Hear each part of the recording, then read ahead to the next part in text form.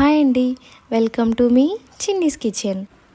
నేను చేసిన వీడియోస్ మీకు నచ్చినట్లయితే లైక్ చేయండి, సబ్స్క్రైబ్ చేయండి, పక్కనే ఉన్న బెల్ ఐకాన్ క్లిక్ చేయడం మర్చిపోకండి. ఆల్ ఆప్షన్లో పెట్టుకుంటే నేను చేసే రెసిపీస్ అన్నీ మీ ఇంటికి ఫాస్ట్గా వచ్చేస్తాయి. ఇంక లేట్ చేయకుండా మన టాపిక్ స్టార్ట్ చేద్దామండి.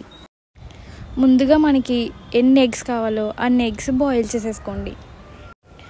ఎగ్స్ బాయిల్ అయ్యేలోగా ఒక ఆనియన్, ఒక 4 పచ్చిమిర్చి, కొంచెం అల్లం కట్ చేసేసుకొని ఇలా నేను చూపిస్తున్నట్టుగా కట్ చేసేసుకొని పక్కన పెట్టుకోండి.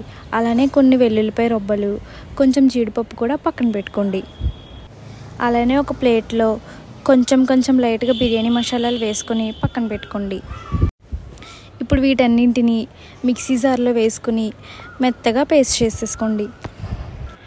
ఎగ్స్ బాయిల్ అయిపోయిన తర్వాత ఇలా పీల్ ఆఫ్ చేసేసుకొని వాటిని స్టవ్ పైన ఒక ప్యాన్ పెట్టి ఆయిల్ వేసుకొని కొంచెం చిటికెడు పసుపు వేసుకొని ఎగ్స్ వేసి వేయించండి. ఎగ్స్ ఇలా వేగిపోయిన తర్వాత వాటిని తీసుకొని పక్కన పెట్టేసుకోండి.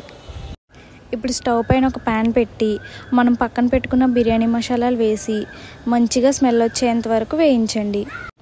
అవి కొంచెం వేగిన తర్వాత ఆయిల్ వేసుకొని ఆయిల్ హీట్ అయిన తర్వాత మనం తయారు చేసి పెట్టుకున్న పేస్ట్ని వేసి వేయించండి. ఆ పేస్ట్ అలా ప్యాన్కి అడుగంటకుండా ఉండకుండా కంటిన్యూగా అలా కలుపుతూనే ఉండండి. ఆయిల్ కొంచెం పైకి తేలి ఆ పేస్ట్ కొంచెం వేగిన తర్వాత దాంట్లో 1 స్పూన్ చికెన్ మసాలా, 1 స్పూన్ మిరియాల పొడి, చిటికెడు పసుపు, తగినంత సాల్ట్ వేసి పచ్చివాసన పోయేంత వరకు వేయించాలి. అది ఇలా బాగా వేగిన తర్వాత 1 కప్పు పెరుగు వేసి వేయించండి. సేమ్ ఫస్ట్ చెప్పినట్టుగానే ఆ ప్యాన్కి అడుగంటకుండా కంటిన్యూగా వేయిస్తూనే ఉండండి.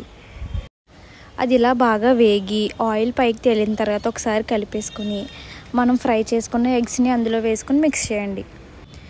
ఎగ్స్ వేసేసిన తర్వాత మనం ఆనియన్ పేస్ట్ గ్రైండ్ చేసుకున్నాం కదా, అదే మిక్సర్లో కొన్ని వాటర్ వేసి ఆ వాటర్ అందులో వేసేయండి.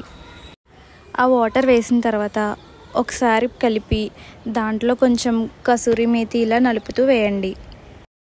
ఒకవేళ మీ దగ్గర కసూరి మేతి లేకపోతే దాన్ని స్కిప్ చేసేయచ్చు. ఇప్పుడు అది వేగేంత వరకు కలుపుతూ ఉండండి. ఇలా ఆయిల్ పైకి తేలిన తర్వాత ఒకసారి మిక్స్ చేసేసుకొని దాంట్లో కొంచెం కొత్తిమీర వేసి స్టవ్ ఆఫ్ చేసేసుకోండి. అంతేనండి, చాలా ఈజీగా మన మొగలాయ్ ఎగ్ కర్రీ రెడీ అయిపోయింది. మీరు కూడా ఒకసారి మీ ఇంట్లో ట్రై చేసేయండి. మీరు ట్రై చేసిన తర్వాత ఎలా వచ్చిందో నాకు కామెంట్లో చెప్పండి.